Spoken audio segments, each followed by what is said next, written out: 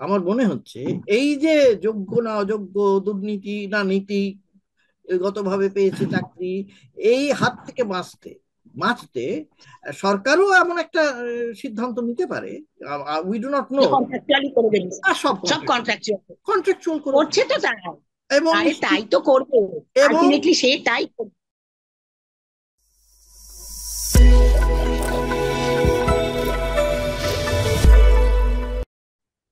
নমস্কার, আমি গৌতম বন্দ্যোপাধ্যায়, আর আমার সঙ্গে আছেন সুতনুকা ভট্টাচার্য। সুতনুকা ভট্টাচার্য বহুদিন, দীর্ঘদিন শিক্ষকতার কাজেই ছিলেন এবং কলকাতায় একটি স্কুলে তিনি পড়িয়েছেন। শুধু তাই নয়, তিনি এখনো বিভিন্নভাবে বিভিন্ন ধরনের বিভিন্ন শ্রেণীর ছাত্রছাত্রীদের তিনি লেখাপড়ায় সাহায্য করেন। আহ, এটা তো একটা হলো একটা তাত্ত্বিক, কিন্তু আমরা যে আলোচনাটা আজকে করবো সেটা হচ্ছে এই যে এসএসসি, স্কুল সার্ভিস কমিশনের যে নিয়োগ হয়েছিল 26,000 প্রায়, মানে শিক্ষক এবং শিক্ষিকা এবং তার সঙ্গে অশিক্ষক কর্মচারী, গ্রুপ সি ডি মিলিয়ে 26,000 চাকরি চলে গেল। চাকরি চলে গেল মানে সুপ্রিম কোর্ট বলে দিয়েছে এই সমস্ত চাকরি থাকবে না। দুর্নীতির অভিযোগ উঠেছিল, আমরা জানি। এর আগে শিক্ষামন্ত্রী ছিলেন পার্থ চট্টোপাধ্যায়, তিনি এখনো জেলে এই সমস্ত কারণেই। তার বান্ধবীর বাড়ি থেকে কোটি কোটি টাকা পাওয়া গিয়েছিল, সেও আমরা জানি, ছবি দেখেছি।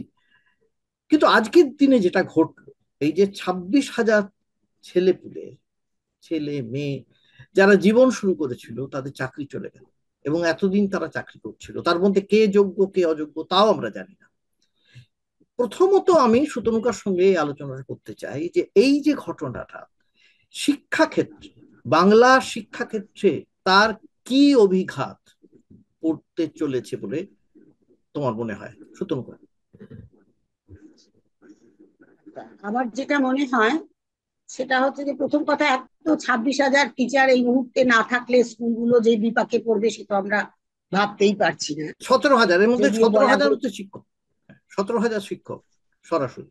17,000 শিক্ষক, হ্যাঁ। শিক্ষা কর্মীরাও তো না স্কুলের একটা শিক্ষাকর্মীরা, স্তম্ভই বলা যায়। না শিক্ষাকর্মী, কারণ হ্যাঁ আলাদা, শিক্ষা হ্যাঁ ঠিক আছে। হ্যাঁ হ্যাঁ হ্যাঁ শিক্ষাকর্মী শিক্ষক সব মিলিয়েই, হ্যাঁ শুধু হ্যাঁ। শিক্ষকেরা তো স্কুল চালাতে পারেন না, না। শিক্ষাকর্মীদেরও ইকুয়ালি প্রয়োজন হয়। হ্যাঁ। সুতরাং শিক্ষাকর্মীদের ছাড়া স্কুল কি করে চালানো মানে চালানো কি কঠিন সেটা আমি টের পেয়েছি অনেকদিন। আমি যখন স্কুলে ছিলাম, আমাদের দীর্ঘদিন হুম শিক্ষাকর্মী ছিল না, আমরা বুঝেছি যে শিক্ষাকর্মী না থাকলে স্কুলের কি হুম হাল হয়। হুম সুতরাং আমাদের ভাবতে হবে যে, আর শিক্ষকদের তো বটেই, শিক্ষক হুম না থাকলে যা হাল হয় সে তো আমরা জানি। তো এক তো গেল সেই স্কুলের এবং বাচ্চা কাচ্চাদের ব্যাপারটা, শিক্ষার মানে শিক্ষাকে যে নৈরাজ্যটা আসবে, যে স্কুলগুলো যে সমস্যার সম্মুখীন হবে, সেই সমস্যার দিকটা হুম বৃহত্তর সমস্যা। হুম আর তার চেয়েও বড় যেটা এই মুহূর্তে সবচেয়ে বড় মানবিক সমস্যা, হুম সেটা হচ্ছে যে এই যে 26,000, 2016 সালের পর থেকে আজকে 2024-25 সাল, হুম প্রায় 9 বছরে হুম তারা চাকরি পেয়ে তার ভরসায় বিয়ে বিবাহ হুম বিবাহাদি করেছে, তাদের অনেকের সন্তান হয়েছে, হুম লোন নিয়ে কেউ বাড়ি করছে, মানে ভাবলে সত্যি বুক শুকিয়ে যায়। হুম ভাবতে পারা যাচ্ছে না যে কি ভয়ঙ্কর অবস্থার সম্মুখীন হতে চলেছে এই 26,000 হুম পরিবার, 26,000 পরিবার আমি হুম বলবো। হুম এবং এই পরিবার, আমি জানি না এই পরিবারের এইরকম মানে সাংঘাতিক এই সংকটের দায় হুম। আমাদের মুখ্যমন্ত্রী কিভাবে নেবেন, হ্যাঁ। আমাদের রাজ্য সরকার কিভাবে এই দায় মেটাবে, হুম কিভাবে এই পাপই আমি বলবো, হুম। এই পাপ। পাপের প্রায়শ্চিত্ত। প্রায়শ্চিত্ত কিভাবে করবে, হুম এই পাপের ভার কি করে বহন করবে, হুম কি করে তিনি ঘুমাবেন রাত্রে, আমি হুম জানি না। হুম।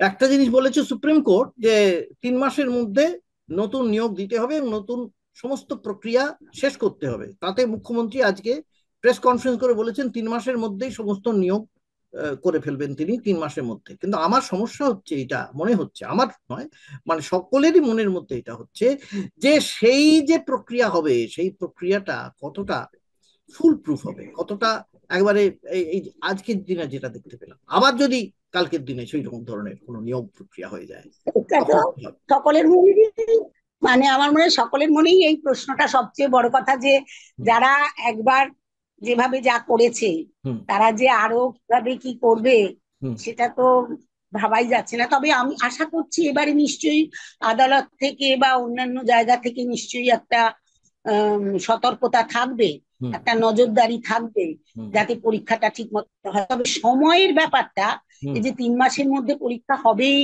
হুম বা তার কতটা সরকারের শুভবুদ্ধি সেখানে কাজ করবে, হুম বা 3 মাসের মধ্যে পরীক্ষাটা কতটা, সময়টা কি করে, যে যে সময়ের মধ্যে বলেছে সুপ্রিম কোর্ট, সেই সময়ের মধ্যে কি করে ব্যাপারটা হবে, হুম এবং তার কতটা 3 মাসের মধ্যে একটা প্রশ্ন, ঠিকঠাক প্রশ্ন করা। হুম। দেখা গেল এমন প্রশ্ন করা হলো যে প্রশ্নের উত্তর মানে 26,000 টিচারই দিতে পারে, হ্যাঁ সেই।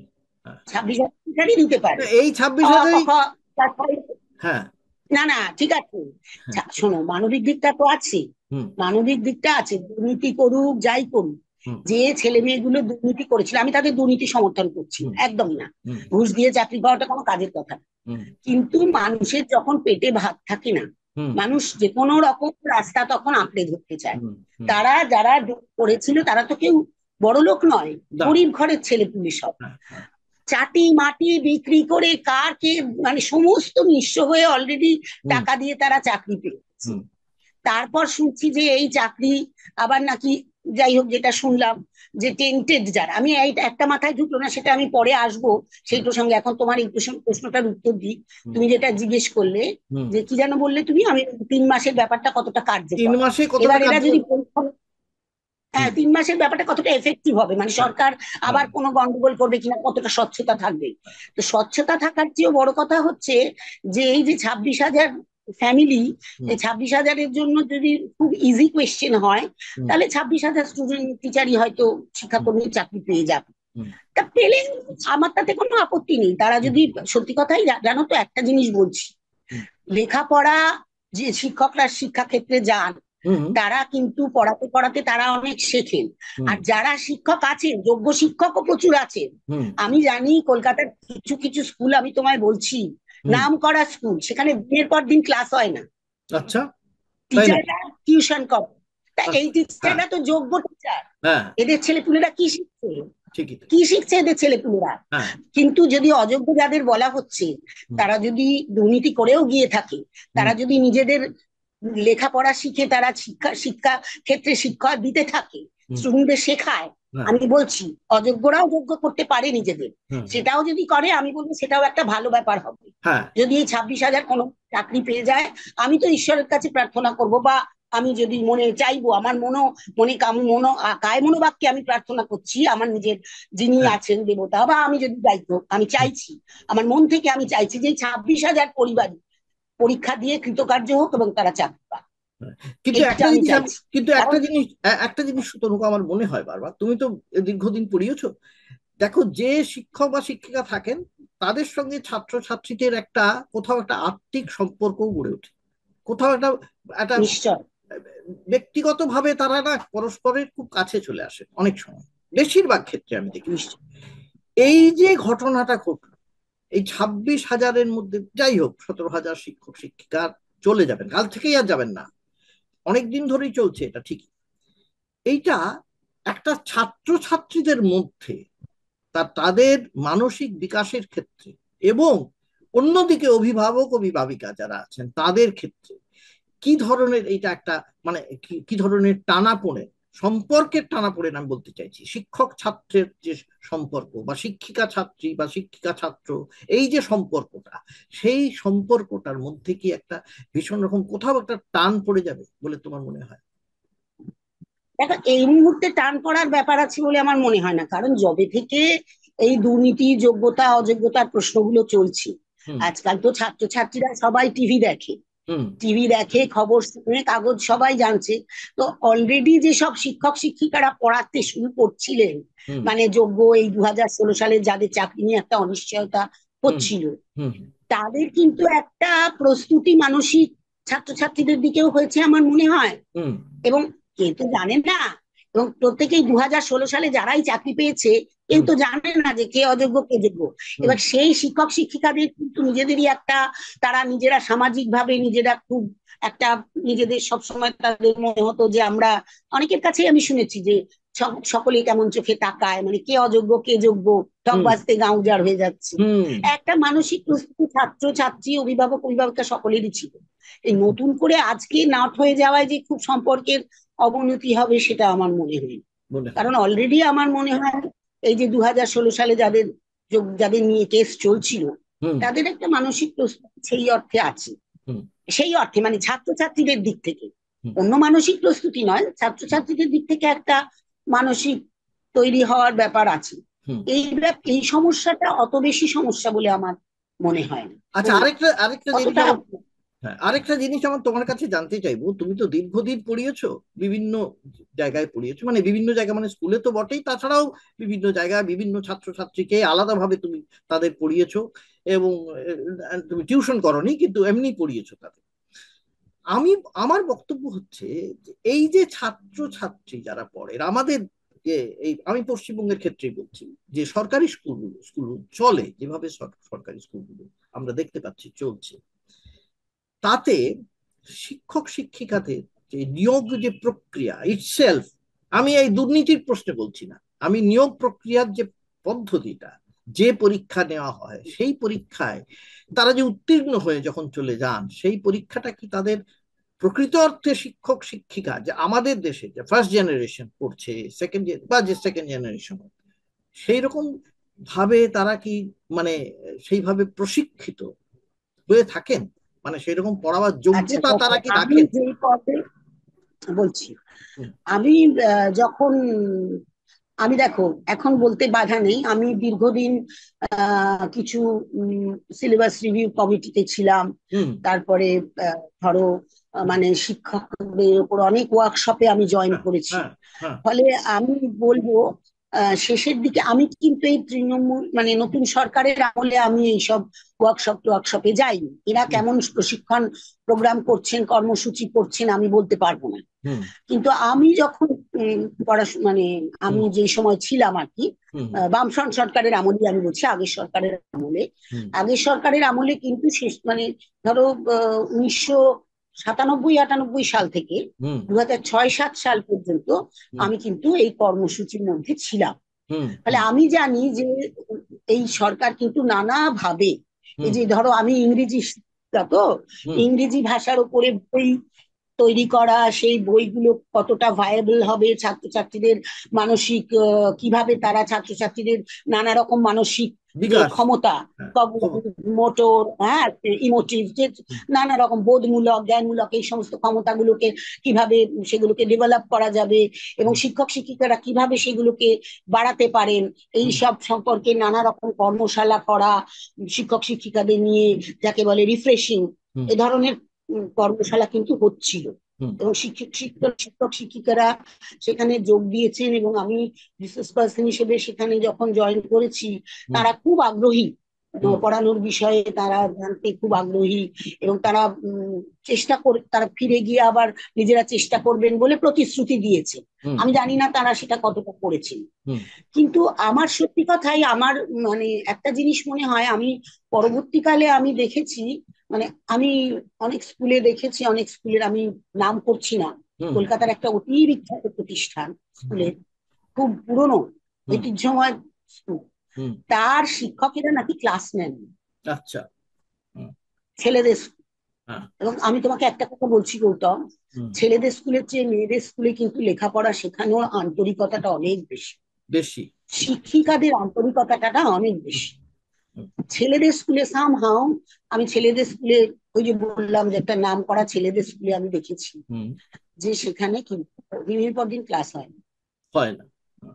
তারপরে হুম। নানা রকম রাজনৈতিক কর্মসূচিতে শিক্ষকরা চলে যান, হুম। সেও আছে। হুম। হ্যাঁ, ফলে এখন ক্লাস যদি দিনের পর দিন না হয়, তাহলে ছাত্ররা কি শিখবে? হুম। টিউশনের ভরসাতেই থাকতে হবে তাদের। হুম। এই হচ্ছে আচ্ছা, কথা। আচ্ছা, আমি কিন্তু হ্যাঁ, হ্যাঁ, এই এই এখনকার আমি বলতে পারবো না এখন কর্মশালা হচ্ছে নাকি, আমি বলতে পারবো না। বলতে পারবেন না। এবার আমার বক্তব্য হচ্ছে আরেকটা, এখানে এখানে খুব একটা খুব গুরুত্বপূর্ণ বক্তব্য, যে এইটা জিনিসটা নিয়ে এখন তো প্রচুর রাজনীতি হবে, ন্যাচারালি রাজনৈতিক একটা সাংঘাতিক অভিঘাত হবে, তৃণমূল বনাম বিজেপি, যেটা হওয়ার সে তো আমরা দেখতেই পাচ্ছি, প্রত্যেক দিন হবে।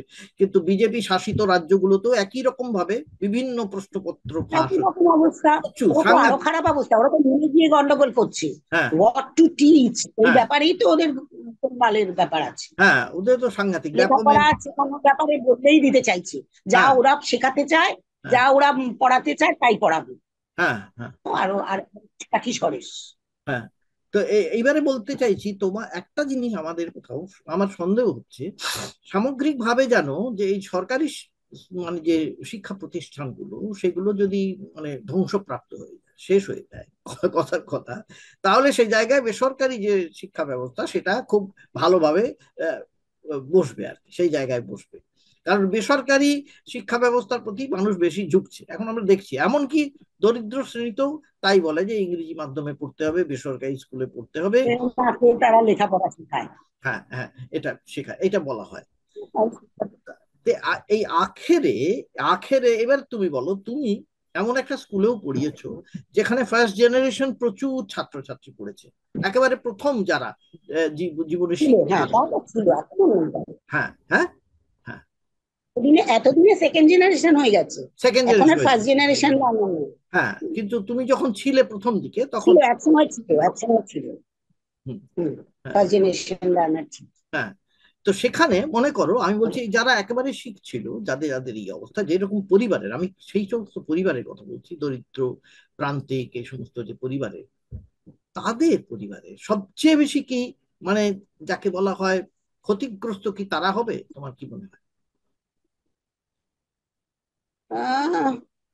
ফার্স্ট জেনারেশন লার্নার আমি বলবো না, এখন তো ফার্স্ট জেনারেশন লার্নার নেই। নেই। এখন কিন্তু মানে মোটামুটি তাদের যারা ফার্স্ট জেনারেশন লার্নার ছিল তারা তো শিক্ষিত হয়েছে। হুম, আমি মানে যে স্কুলে পড়াতাম সেই স্কুলে তো পরবর্তীকালে দেখেছি যে তারা মানে আমাদের ছাত্রীরাই, তাদেরই তো বাচ্চারা ছেলে মেয়েরা আবার আসছে, হুম, তারা ছেলে মেয়েদের ভালোই গাইড করছে। হুম, হুম, সুতরাং সেই দিকে নয়, কিন্তু ব্যাপারটা হচ্ছে যে আর্থিক বৈষম্য। হুম, এখন যদি আর্থিক ভাবে, দেখো আমি একটা, এখন একটা আমি সংস্থায় আছি, হুম, সহজ পাঠ বলে।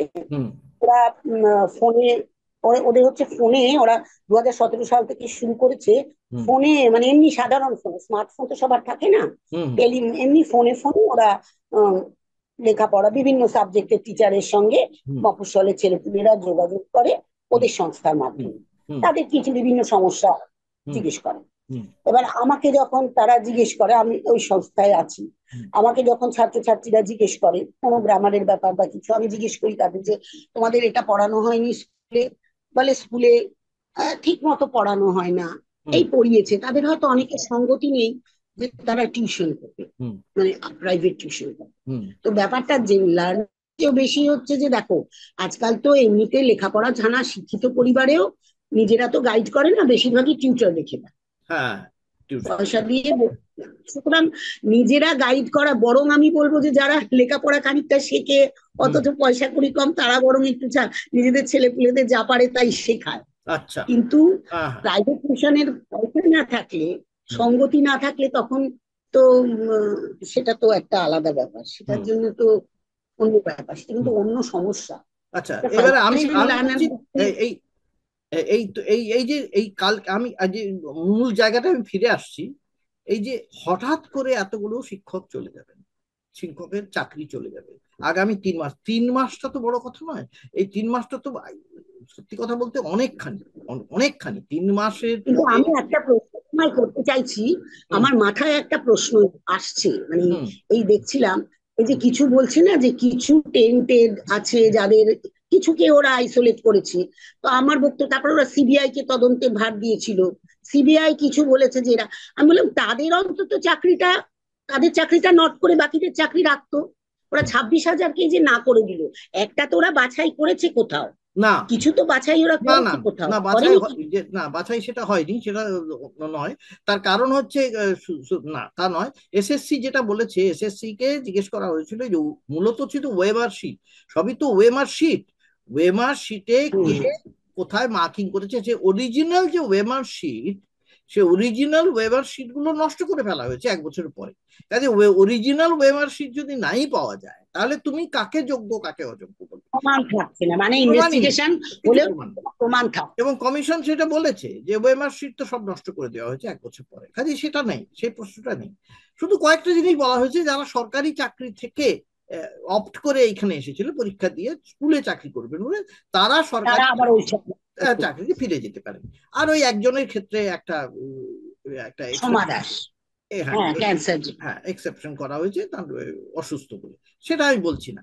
এবারে আমার সেটা বক্তব্য, আমার বক্তব্য হচ্ছে এটা এটা সমাজে এই যে তুমি যেটা বলছিলে এটা, যে এই যে 26,000 পরিবার যে সাংঘাতিক একটা বিপর্যয়ের মধ্যে পড়ে গেল, তুমি যেটা বলছিলে, একে তো কোনো চাকরি নেই, কোনো চাকরি নেই, বাজারে কোনো চাকরি নেই, প্লাস 26,000-এর চাকরি চলে গেল। এটা এরপরে এই শিক্ষকতার চাকরিতে আমি জানি উপায় নেই, তারা দিতে চাইবে হয়তো, কিন্তু প্রতি মুহূর্তেই তাদের একটা ভয় থাকবে।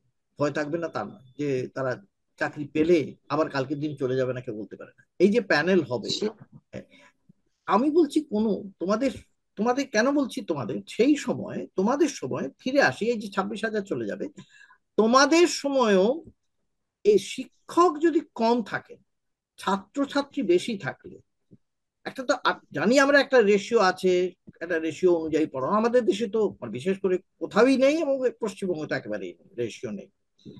তাহলে এই ছাত্রছাত্রীদের ভবিষ্যৎটা কি হবে, কি ভবিষ্যৎ হবে তোমার কি কি? আজকাল বেশিরভাগ স্কুল যেটা করে, আমি বলছি আজকাল বেশিরভাগ স্কুল যেটা করে, ওরা ওই কন্ট্রাক্ট বেসিসে কিছু ছাত্রছাত্রীকে, মানে প্যারা টিচার তো একটা লিমিটেড হয়ে গেছে, তিন হ্যাঁ, চারজন, হ্যাঁ, কন্ট্রাক্ট বেসিসে একটা খুব নমিনাল টাকা দেয়। হুম, নমিনাল টাকা দিয়ে কিছু টিচারকে অ্যাপয়েন্ট করে, করতেই হবে, কারণ হুম, স্কুলে তো পড়ানো, চালাতে হবে পড়াশোনা। হ্যাঁ, এবং আজকাল একটা জিনিস হয়েছে, আমি দেখি, আমি আমার স্কুলটা দেখেই বলছি, আমি যে স্কুলে পড়াতাম, হুম, আমি অন্যান্য স্কুলের কথা তো বলতে পারবো না, হুম, আমি যে স্কুলে পড়াতাম সেই স্কুলে এখন অনেক টিচার, কিন্তু মানে আচ্ছা, আমাদের সময় ধরো আমরা 12-13 জন টিচার ছিলাম, হুম, এখন কিন্তু প্রচুর টিচার।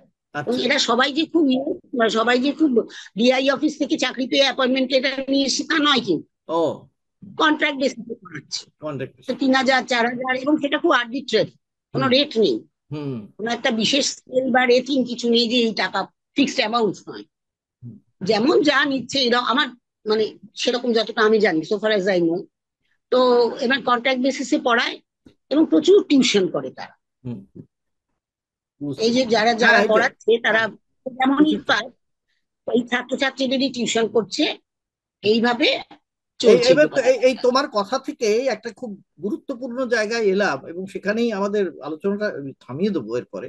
আর কেন বলছি, এই যে কন্ট্রাকচুয়াল যারা আছেন, তারা বছরের পর বছরও আছেন বহু জায়গায়, পড়াচ্ছেন, তারা যোগ্য কি অযোগ্য বিচার কেউ করছে না, কোনো পরীক্ষার মাধ্যমেও হচ্ছে না, যোগ্য না, কারণ ওটা তো স্কুলের স্কুলের মানে স্কুলের টিচারদের বেশ। ডিসক্রিশন, স্কুলের ডিসক্রিশন, স্কুলের ডিসক্রিশন, মানে পলিটিক্যাল পার্টির অ্যাফিলিয়েশন সবকিছুই থাকতে পারে, থাকতে পারে। পলিটিক্যাল পার্টি এখানে, না না বলছি আমি তোমায়, শোনো, এখানে পলিটিক্যাল পার্টির অ্যাফিলিয়েশন সবসময় খুব একটা হয় না, কারণ হুম, এগুলো ভীষণ প্রাইভেটলি হয়। হুম, মানে হয়তো যিনি প্রধান শিক্ষিকা বা যিনি টিচার, তিনি তাদের কাউকে রেখে পরিচিত দিন, কেউ এলো, হ্যাঁ, তিনি পরিচিত, কাউকে রাখুন, এবং এই ধরনের টিচার, না আমি তোমায় সত্যি কথাই বলছি, এই ধরনের টিচাররা কিন্তু খুব অযোগ্য হন না। আচ্ছা, এই ধরনের টিচারদের একটা মিনিমাম ডিগ্রি থাকে, ধরো এমএ ডিগ্রি একটা আছে তাদের, হ্যাঁ, পরীক্ষা নিয়ে না এলেও মানে মোটামুটি একটা পড়ানোর ক্ষমতা, তারপরে কন্ট্রাকচুয়াল বেসিসে যেহেতু এসেছে, তাদের নিজেদের প্রমাণ করার একটা খুব দায় থাকে, যেহেতু টিউশন করে, তারা নিজেদের পড়াশোনা করতেই হয় একটু। টিউশন তো এমনি তোমার, টিউশন তো রেজাল্ট দেখবে যাবে, তুমি হুম, যদি ফল না পাওয়াতে পারো, তুমি যদি হুম, পাস ভালো না করাতে পারো, হুম, ভালো মার্কস না পাও, তোমার কাছে তো লোকে আসবে না। হুম, সুতরাং তাদের একটা নিজেদের লেখাপড়ার মধ্যে থাকতেই হয়, হুম, খানিকটা নিজেদের যোগ্য না করলে এইসব জায়গায় স্কুলে নিজেদের একটা প্রমাণ করা যায় না, হুম। একটু টিউশন পেতে গেলেও সেটা দরকার কিন্তু হয়। একটা তো কথা বলি, এই হ্যাঁ, হুম, কিন্তু তুমি ঠিকই বলেছো, কিন্তু একটা জিনিস কিন্তু দরজা খুলে যাবে এরপরে, আমার মনে হচ্ছে, এই যে যোগ্য না অযোগ্য, দুর্নীতি না নীতি, গতভাবে পেয়েছে চাকরি, এই হাত থেকে বাঁচতে বাঁচতে সরকারও এমন একটা সিদ্ধান্ত নিতে পারে, we do not know, contractually করে দেবে, সব সব কন্ট্রাক্ট, কন্ট্রাকচুয়াল কন্ট্রাকচুয়াল করে করছে দেবে, তো তারা। এবং আরে তাই তো করবে, এবং আলটিমেটলি সে তাই করবে, এবং তার আলটিমেটলি তাই করবে, কোনো এক্স্যাক্টলি, হ্যাঁ, অ্যাপয়েন্টমেন্ট তুলে দেবে। হ্যাঁ, অ্যাপয়েন্টমেন্টে এসএসসি উঠে এরপর আর যাবে, দেবে না, এসএসসি এরপর পরীক্ষাটাই আর হবে না। হবে না, আমি ঠিক তাই, দেখবে এইটা ভয়টাই, ঠিক আছে, আমি আমি আমি আমি ওরা সেইটাই, এসএসসি পরীক্ষা করবে না, হ্যাঁ, হ্যাঁ, হ্যাঁ, আমার ধারণা, ঠিক, আমার ধারণা ঠিক ওরা ওই আছে, ঝামেলার মধ্যেই যাবে। সুতনুকা, অনেক কথা হলো আজকে। আমরা হুম, যেটা পৌঁছলাম, এটা এটা খুব একটা মূল্যবান জায়গায় পৌঁছলাম, যে আজকে যেখানে আমরা পৌঁছেছি যেখানে, সেখানে কিন্তু আগামী দিনে একটা খুব চিন্তার বিষয় রয়ে গেল, যে সরকারি স্তরে যে স্কুলের চাকরি পাওয়া যেত সেই চাকরিটা হয়তো থাকবে না। এরপর হয়তো বেশিরভাগই সব কন্ট্রাকচুয়াল, ঠিকা ভাবে মানে নিযুক্ত হবে সমস্ত শিক্ষক শিক্ষিকারা। তাতে শিক্ষায় কি প্রভাব পড়বে তা আমরা এখনো জানতে পারছি না, হয়তো পরে জানতে পারবো। তবে ভবিষ্যৎ খুব একটা যে আলো আশাজনক দেখাচ্ছে, নয়। খুব একটা আশাব্যঞ্জক তা আমি মনে করছি। নমস্কার, আজ আপনাদের সঙ্গে এই পর্যন্তই। আমার সঙ্গে এতক্ষণ ছিলেন সুতনুকা। বললাম আপনাদের সুতনুকা সম্পর্কে সবই। আবার আপনাদের সঙ্গে দেখা হবে পরের এপিসোডে। আমার চ্যানেলটা অবশ্যই আপনারা সাবস্ক্রাইব করবেন এবং নোটিফিকেশন আইকনটা অন করে দেবেন।